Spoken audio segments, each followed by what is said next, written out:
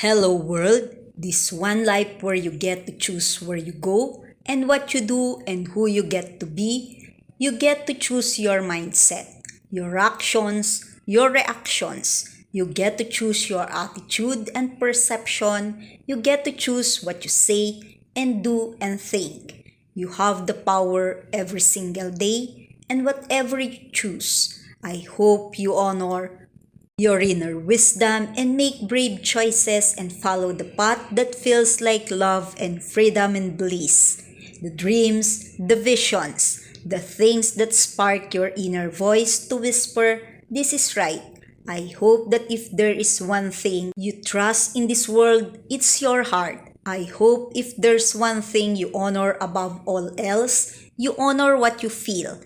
And if there's one thing you stay through to throughout your life, it's to the deep inner knowing that flows through your bloodstream and wrap around your bones and makes you feel vital and alive and whole. Ask yourself, am I here to walk the same path that others have walked before me, or I am here to create my own? And if you are here to create a life that feels genuine and right to your own mind, body, and soul, what would the most beautiful and honest path forward look like? How would it feel? Where is your heart begging you to go? What feels like love? What feels like truth? What feels like alignment? Where do you feel most alive? What makes you feel most free? If you could do anything with this one wild and miraculous life you have been given, what would that be? And when you find the answer, go there, follow that, choose it every day. By Sana Kate Lee. Oh, Anna, how life is so real. As to what you said, visualize your happiest life. Who and what is there? What did you let go to get there? Now ask yourself, is the life you are living today leading you there? If not, what needs to change? Through the eyes of imagination, see your happiest life. Notice what and who you see there. What did you need? Have you left behind to get there? And now ask, is the way you are living today leading you there? If not, what can you change? And remember, being hard on yourself won't help you grow faster. You are already carrying a lot. What you need now is compassion, not criticism. Be gentle. Speak to yourself the way you could to someone you deeply love. When Amma is in Malta, she posts with the caption, "I walk like I have met my soul and made peace with every person of who I have been. I don't need to be louder, only clearer. Not faster, just more through. There is quite power in arriving fully in my own energy. I'm not here to prove anything, just to be fully gently me." On the continuation of the interview of Amma at the Ledge magazine saying, "During that recovery, everything in my career came to a standstill. I felt crushed, left alone with my thoughts. I began to ask myself, is this the life I truly want? The answer was no. I wasn't happy. That injury was meant to stop me, to force me to reassess everything. I started meditating, and that's when the magic began to happen. I discovered so many unhealed wounds. I realized I hadn't really been living as me. That was the beginning of a deep spiritual awakening. My intuition sharpened. I said goodbye to my old world, to the lost version of Amma, and began evolving into a more conscious, grounded woman. During that period, many friendships and even my romantic relationship fell apart. And honestly, it was freeing. I knew I had to build something new, and I couldn't do that while clinging to things that were not in alignment with who I truly am. Have you ever felt boxed in by the role of Laura Biel? It's not that I ever wanted to cut myself off from Laura Biel, but when audience says no, know you for one role and the offer coming in are all similar, it can feel limiting. I desperately wanted to show a different side of myself as an actress. That intuition led to my role in the upcoming British production Compulsion, where I play Eve, a lesbian woman, sharp by her teenage experiences. What exactly happened, you will have to watch to find out. What I truly dream of is for every role I take on, whether it's film, theater, or television, to be completely different. I want to explore new emotional territories, and I genuinely believe I have a talent for comedy too. I'd love to play a character who's offbeat and hilariously complex. You have mentioned creating a space for women.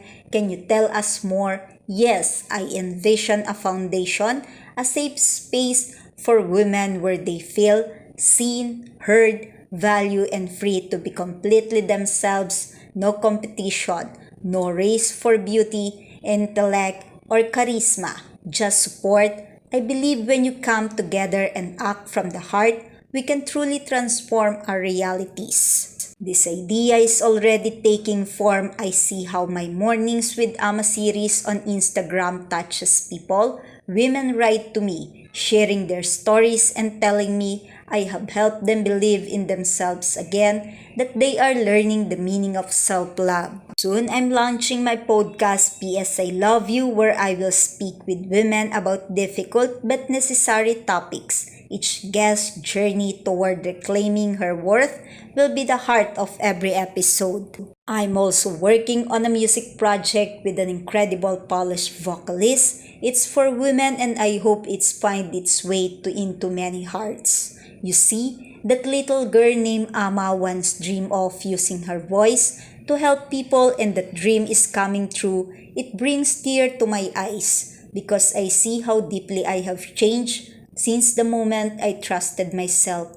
and believe in my own power. I have realized I can do anything. But that power doesn't come from ego, it comes from the heart. And I can reach or help even one person. That's already a huge success.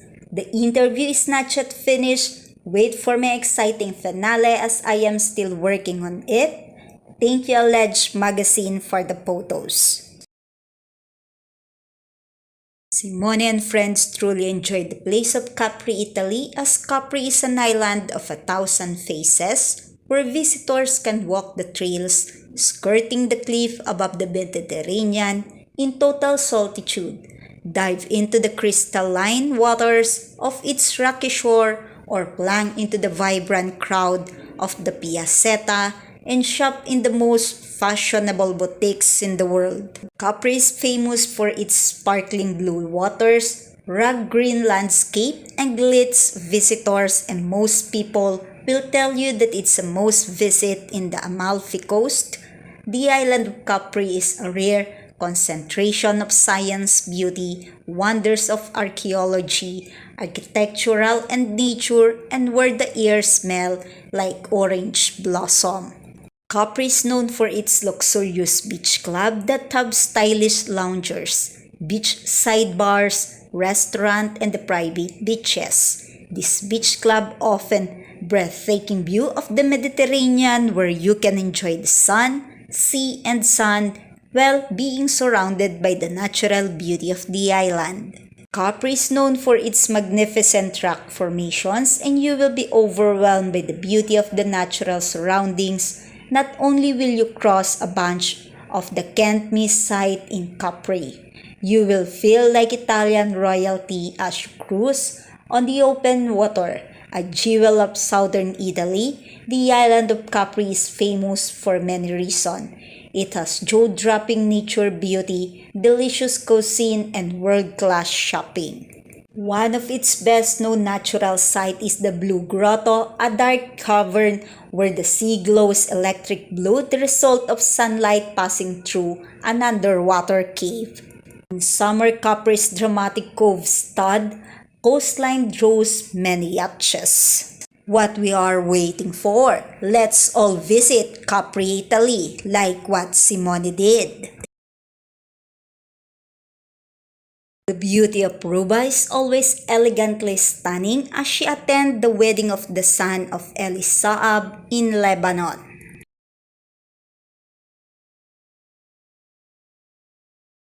Great and nice to see Ruba keep socializing with friends and co-workers as they all attend event of Elisaab World. She is really glamorous.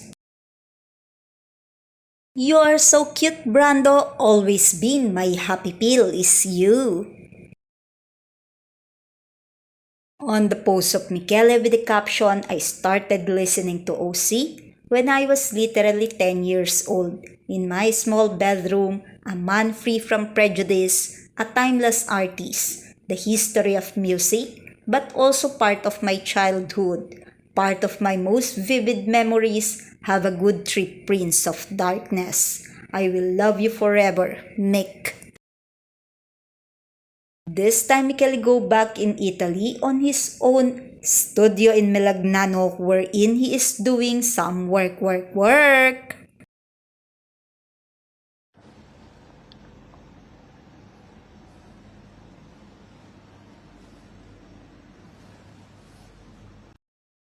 Michele has a new song coming out tonight. As to his post, he captioned it with, "And don't worry, I'm just drunk. Sometimes I feel numb. I need to keep my mind in my arms." Your Body and a Gun, title of the new song of Michele, will be out at 12 midnight everywhere. Don't miss it, guys. Link in his bio to pre-save. Love ya always, Mick. Oh la la, is Tiziana will be on the music video of Michele? As to the proof of the white nails, we will find out soon. Oh, really, Michele? You punched a hotel door? What is the reason? When Michele was in Olbia, it's a city in the Italian insular province of Sassari in the northeastern Sardinia. In the Gallura sub-region, a historic center filled with archaeological landmarks, piazzas ringed by wine bars, and authentic eateries. Olbia is one of the most mysterious and fascinating cities in the Mediterranean. Founded in ancient times, its name comes from the Greek word happiness. It is famous for its history and great archaeological sites, but also for its unspoiled nature and beautiful beaches as sources of pride for all of Sardinia. Olbia is a gateway to the Sardinia's most beautiful and prestigious coast, Costa Esmeralda. It offers a vibrant nightlife scene that caters to both locals and tourists, as Olbia is the heart of Costa Esmeralda. Guys, take note of this juicy news coming from a reliable source, as Michele is not only having an affair with a doctor but he is also dating Federica. When Michele and Tiziana on holiday in Olbia, Tiziana was in the villa until Wednesday, while Federica Artiano arrived on Thursday, and they take a tour at the boat of Francesco Corosini. Here's the proof that this time Michele is with Federica. This is my guess on the post of Michele with the caption, "Bye baby, I guess it's for Tiziana." Thank you for watching my video today. Comment your reaction below. Don't forget to click the like button, share this video to others, and please subscribe on my channel. Day 205 of the 365 days of 2025. A message to all: if it is meant for you, you can't force it. And if it is meant for you, you can't chase it away. On the hard ways, on the heavy days, on the days when you feel like you are not worthy or good enough, what's meant for you isn't fickle. It doesn't waver. It doesn't require that you reach the pinnacle of perfection to earn it. Have it. Keep it. What's meant for you isn't for you only once you are fully healed. It doesn't stand beside you only when you are at your very best. What's meant for you isn't fleeting. It's not transitory. You will never have to chase it or beg it to choose you. If it is meant for you, it won't have to be convinced. What's meant for you will choose you as wholeheartedly as you choose it.